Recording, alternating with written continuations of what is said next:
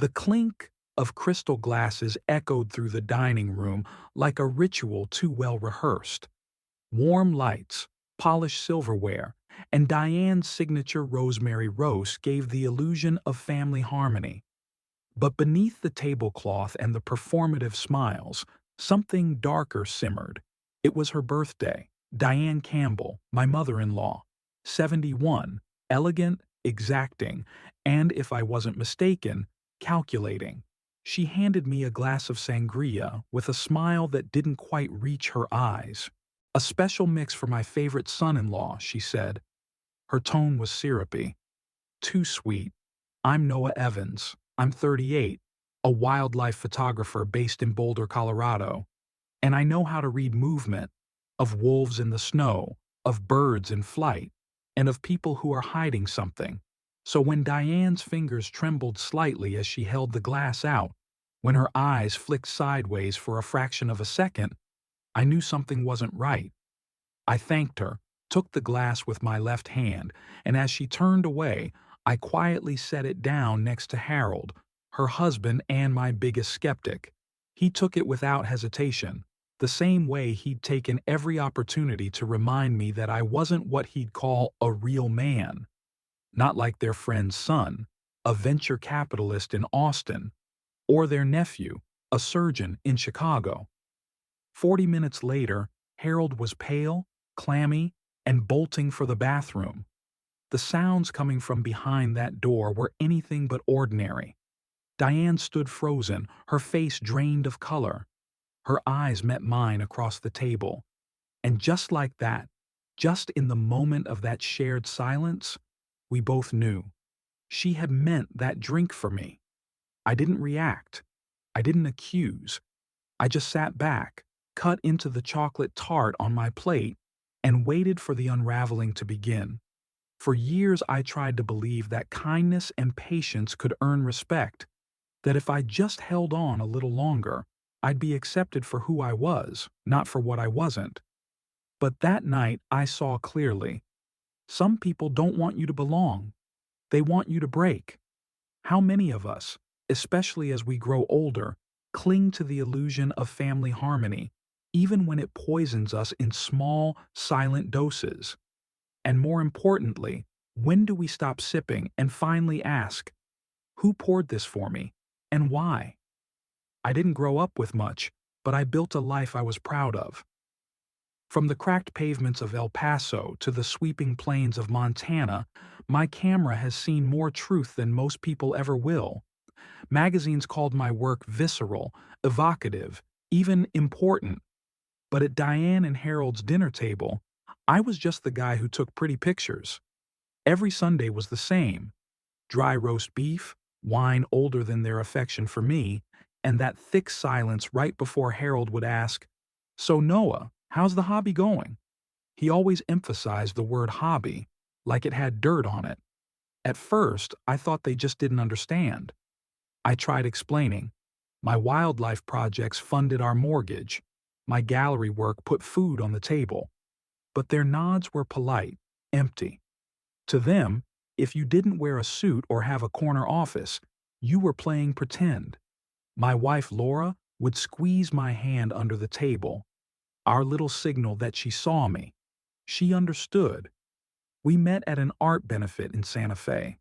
She was finishing her master's in environmental science, radiant with purpose.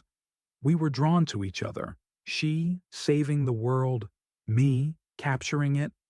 But I never fit the version of her life her parents had curated in their minds.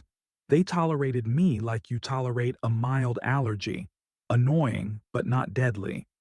Diane would fawn over Laura's career updates and then turn to me with a plastic smile.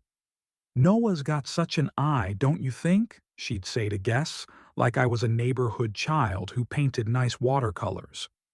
And when Laura and I decided we were ready for a child, Harold pulled me aside after dinner one night. "Parenting is expensive," he said flatly.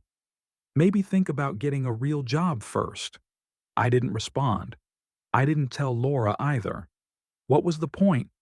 She still loved them, still believed that beneath their coldness was care. Maybe she was right. Maybe they loved her so much they couldn't see beyond their own version of what her life should be. But something deeper gnawed at me. This wasn't just about jobs or money, it was about control. Their disapproval wasn't passive.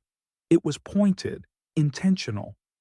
Every time they interrupted me mid-sentence to ask Laura to help in the kitchen, every photo I wasn't invited into, every backhanded compliment, these weren't accidents.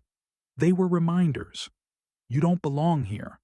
And yet, I stayed. For Laura.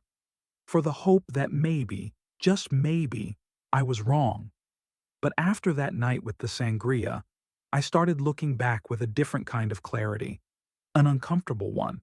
Because when you realize someone may have tried to hurt you, you start questioning what else they've done quietly, skillfully, with a smile. The morning after Harold's sudden illness, I stood by our kitchen window, cradling my coffee like a shield. Outside, the aspen trees swayed in the breeze, gold leaves falling in slow motion, peaceful, almost cruelly so. Inside me, a storm was building.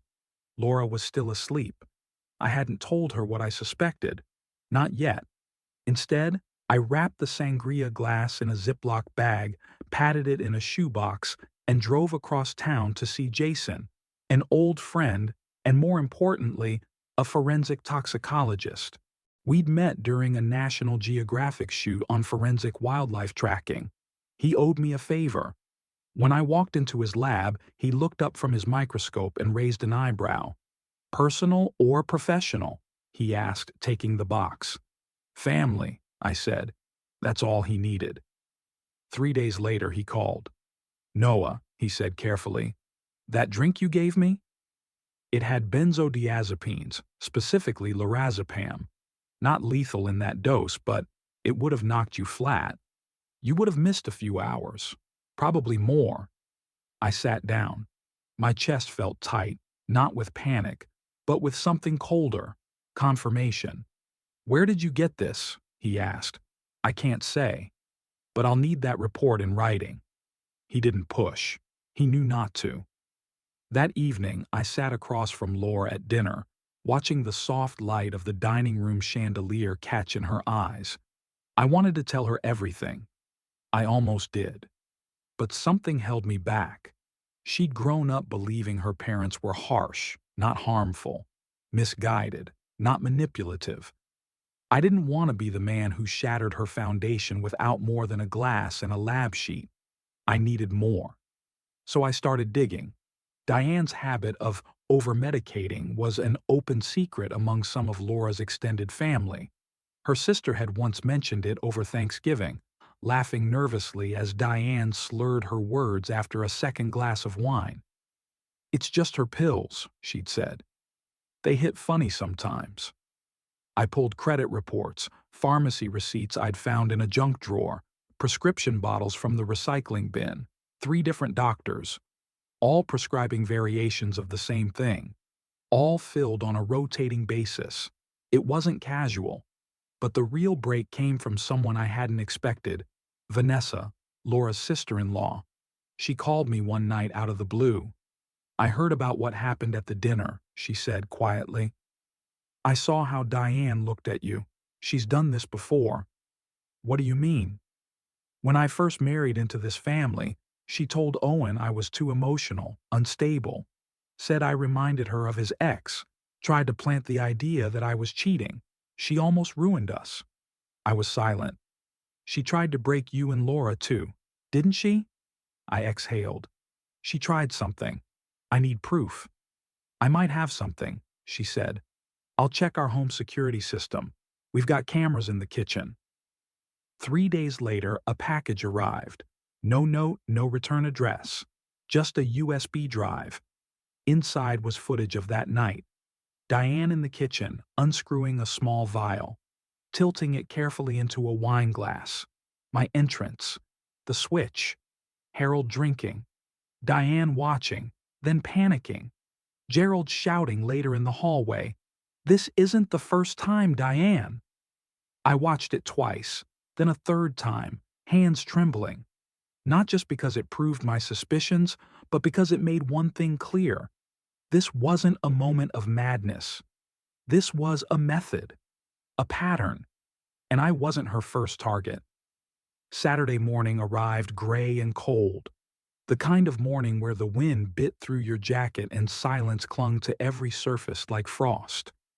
I drove up to the Campbell estate alone. Laura thought I was meeting a client for a photo shoot. Technically, I was. Only this shoot wouldn't require a shutter click. Diane answered the door wearing a cashmere cardigan and a string of pearls, her makeup perfect as always. "Oh, Noah, right on time," she smiled. "Let's get some photos while the light's good." I followed her inside, past the French doors and through the sunlit dining room, where just a week earlier she had tried to quietly erase me from her daughter's life. But today, I wasn't here to smile for appearances. Before she could strike a pose, I reached into my camera bag and pulled out a sealed envelope. "Before we start," I said quietly, "I think you should see this." She opened the envelope with the calm of someone who thought she was still in control. Inside, the toxicology report, printouts of her overlapping prescriptions, and stills from the kitchen footage. I watched her face carefully. The smile faltered. Her jaw tensed. "This is absurd," she whispered, almost breathless. "I would never—" "Don't," I interrupted. "We both know what happened. You drugged that drink, and you didn't care who got hurt as long as I was out of the way." Her face hardened like marble. "You're not good enough for my daughter," she snapped, every word a hammer. "You never were." I didn't flinch. "And poisoning me would prove that?" "It wasn't poison," she hissed. "Just something to keep you from that stupid gallery opening, so Laura would see who you really are, unreliable, self-centered, scattered." I nodded slowly, absorbing the confession. "Thank you for being honest." She blinked, startled. "What?" "Now I know it wasn't an accident." Diane stepped forward, her voice dropping. "You're going to destroy Laura if you show her this. She'll never believe you." "I don't need her to believe me," I said.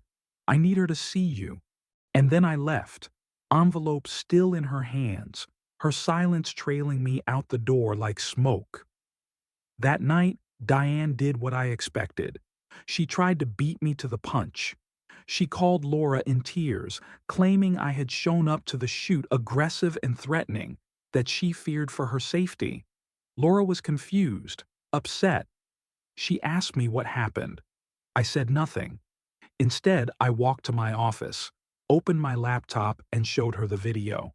She watched in silence, watched her mother pour the liquid, watched me switch the glasses, watched Harold choke down the intended dose, watched the argument afterward between her parents. At first, Laura said nothing, just stared, unmoving. "My mom wouldn't," she started, but her voice cracked halfway through. "She did," I said gently. The next day, Laura went to their house. I didn't go with her. She needed to see their faces when she asked the question. She came home late that night, eyes red, mascara smudged. "They said you're trying to drive a wedge between us," she said. "Said you're jealous, insecure." I nodded. "And what do you think?" She paused. Her lips trembled, but she didn't speak. In the days that followed, a quiet distance grew between us. She went to see her parents alone, came back quieter, sadder. I busied myself with work, with editing, with anything that didn't require me to watch her struggle with the image of the people who raised her. Then a package arrived at our doorstep. No return address. Inside, a second USB drive. It was from Vanessa. This one went further. Recordings of Diane and Harold discussing me, manipulating Laura, even bragging about past relationships they had helped end. About Thomas, the fiancé before me. About how Diane planted doubt and how Laura came home like she was supposed to. I didn't need to say anything. Laura watched it alone in our bedroom. For over an hour. No tears this time. Just silence. She came downstairs later that night, carrying the drive like it weighed 10 pounds. "I need to know everything," she said. So I told her. Everything.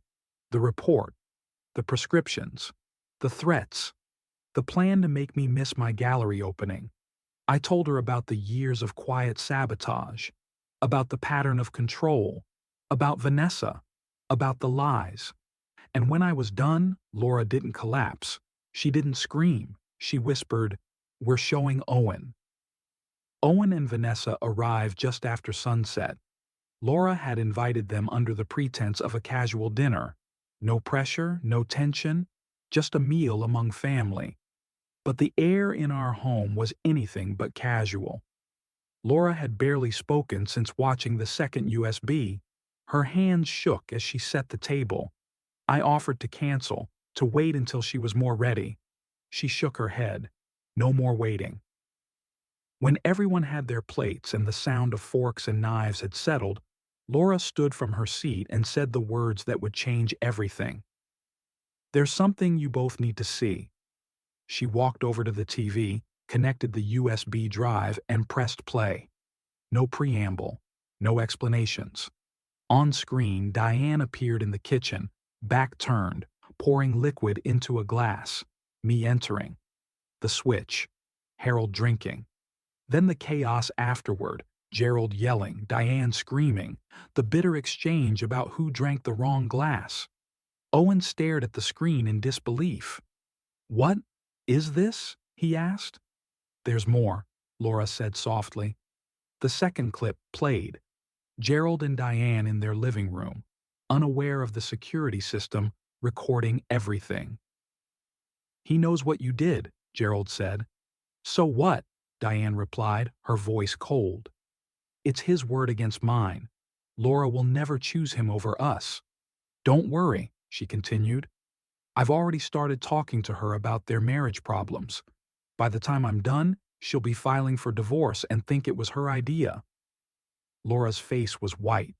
Her hands clenched at her sides. Vanessa looked down, barely able to make eye contact. "I tried to tell you," she said to Owen quietly. He shook his head. "This can't be real. That's not my parents." "Yes, it is," I said gently. "This is what they've done. To me, to Laura, and from what I've heard, to others before us." The next clip showed Diane bragging about ending Laura's previous engagement, planting evidence, sowing doubt. Owen pushed back from the table. No, that was different. Thomas, he cheated, he lied." "No," Laura cut in. "He didn't. I called him yesterday. We spoke for over an hour. You called." Owen's voice broke. "I needed to know," Laura said.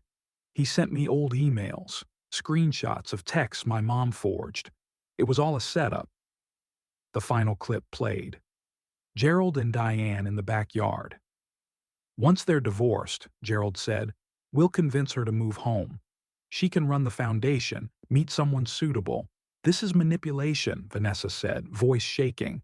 "This is abuse." Laura turned off the TV. Silence settled like dust. "I love them," she said. "But I can't unsee this." Owen was still shaking his head. "You edited those videos. This is out of context." Vanessa reached for his hand. "It happened to us too. They only started liking me after James was born, because they finally had a reason to keep me around. Don't you wonder why they pushed us to move so close? Why they offered to help with our marriage when we hit a rough patch?" Owen looked at her, stunned. "I thought you were being paranoid," he whispered. Vanessa swallowed hard. "You weren't listening." After they left that night, Laura curled up beside me on the couch and whispered, "I don't know what to do." "You don't have to decide tonight," I said. "But I have to do something," she said. "If we let this pass, they'll just find another way." She paused, then looked up. "We confront them. Together. No more secrets. No more dinners behind masks." I nodded. "Then we bring everything. Every file. Every video. Let them see that their rules don't work anymore." She exhaled deeply. "Okay." 3 days later, she made the call. Told Diane we'd be coming over for dinner with Owen and Vanessa. For what purpose, sweetheart? Diane asked, her tone cheerful but strained. To talk, Laura replied, as a family. There was a beat of silence. Of course, darling. We'll see you then. As Laura hung up the phone, she turned to me with a look I hadn't seen before. Steel beneath sorrow. Whatever happens next, she said, we do it on our terms. And for the first time since this ordeal began, I saw not just a daughter trying to make peace, but a woman ready to reclaim her voice. Diane greeted us at the door with a smile so wide it was almost brittle. Behind her, Gerald stood with a glass of bourbon, playing the part of the composed patriarch. They'd set the dining room like it was Thanksgiving, fine china, cloth napkins, candles flickering as if warmth alone could cover the cracks. Laura stepped inside first. Owen and Vanessa followed, then me, carrying a simple black case over my shoulder. Noah, no camera tonight, I hope, Diane said with forced cheer. Actually, I said, setting up the tripod, this is for documentation. Family archives. Diane's eyes narrowed. Gerald's mouth flattened into a thin line. No one moved to stop me. We took our seats. Silence reigned for a beat too long before Laura finally spoke. We're not here for dinner, she said. We're here for the truth. She turned to her parents. You've lied, manipulated, drugged my husband, interfered in our lives, and now you're going to hear what that's done to us. Laura, sweetheart, Diane said quickly, you've been misled. Noah's twisted. Laura cut her off. Stop. Just stop. She looked at me. I nodded and pressed play. Clip by clip, the footage rolled on the mounted monitor.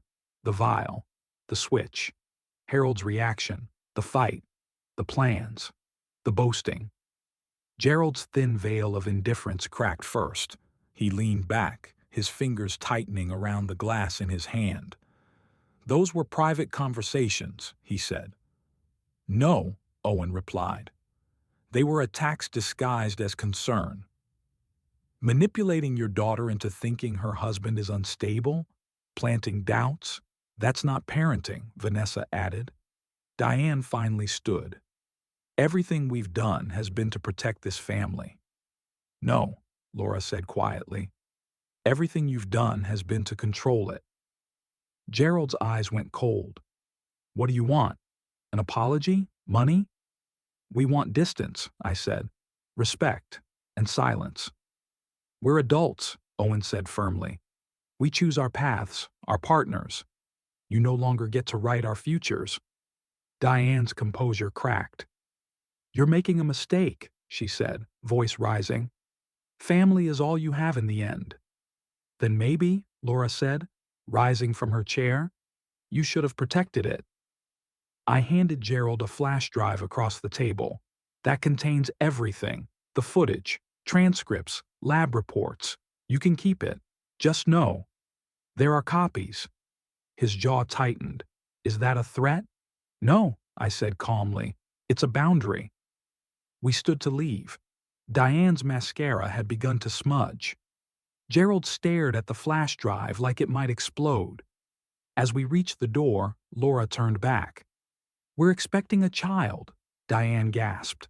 A baby? Yes, she said flatly. And this child will never be a pawn in your games. Without another word, she walked out. We followed. Outside, the air was crisp. Our breaths fogged in the light from the porch. No one spoke until we reached the car. Then Owen said quietly, That wasn't our parents in there. Laura turned to him. No, Owen. It always was. We just didn't want to see it. And just like that, something shifted in all of us. Not just grief for what we'd lost, but relief for what we'd reclaimed. Weeks passed. The silence from Diane and Gerald was louder than any denial they'd ever spoken.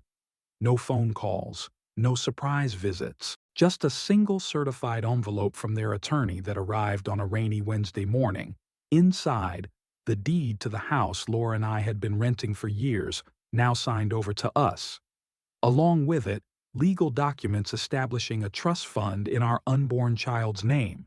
No letter, no apology, no explanation, just paperwork. It wasn't remorse.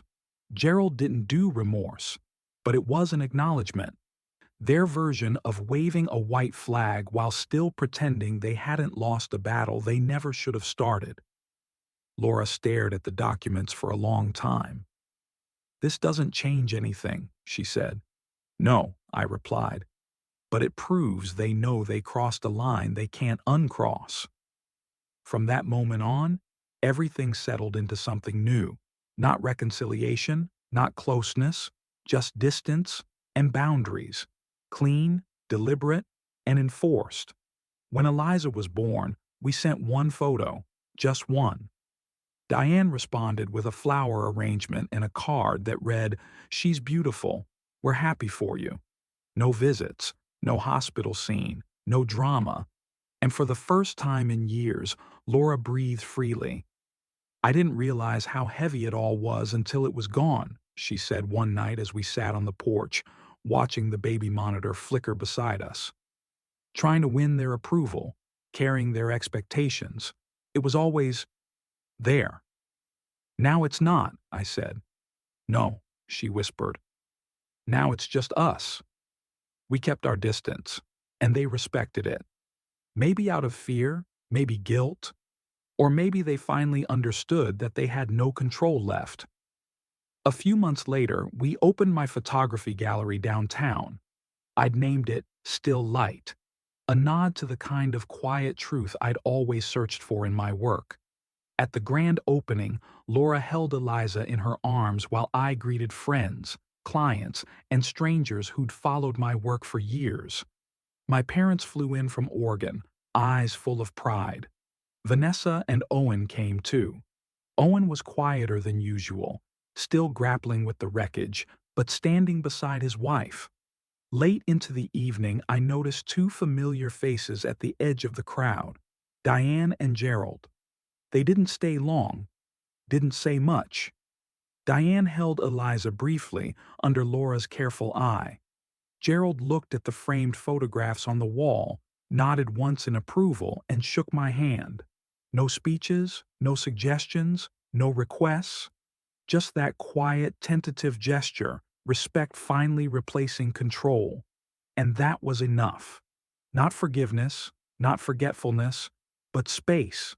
A life rebuilt, not in spite of the storm, but because we stepped out of it.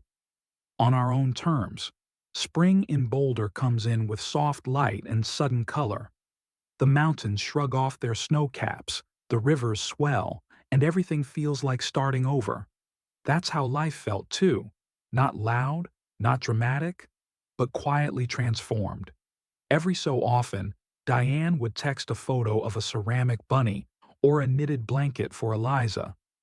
Gerald sent a signed copy of his company's annual report, the one that, to my surprise, featured several of my photographs. The cover image, a golden eagle mid-flight over Colorado's red cliffs, was mine. There was a brief note inside. "Hired the best photographer I know. Thought you'd want a copy. G."